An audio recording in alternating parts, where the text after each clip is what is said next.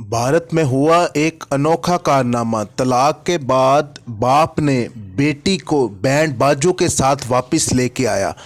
शादी के मौका पर बारात दूल्हा दुल्हन के घर लेके जाता है। तकरीब में शरीक अफराद इस दौरान खुशी का इजहार करने के लिए रक्स करते हैं, लेकिन एक अनोखा वाकया लोगों की तवज्जो का मरकज़ बना। जहां तलाक के बाद बेटी के इस्तकबाल के लिए बाप ने बारात बुला ली। गैर मुल्की खबरसां अदारे के मुताबिक गैर रवायती और मुनफरिद बारात की वीडियो लड़की के वालिद प्रेम गुप्ता ने फेसबुक पर शेयर कर दी। वालिद ने अपनी पोस्ट में लिखा कि जब अपनी बेटी की शादी बड़े धूमधाम से करते हैं, लेकिन बाद में अगर शौहर बीवी के दरमियान कुछ तनाज़ा और ख़ानदानी रंजिश निकल आए तो आप अपनी बेटी को इज्जत और एहतराम के साथ अपने घर वापस लाएं, क्योंकि बेटियां बहुत कीमती हैं।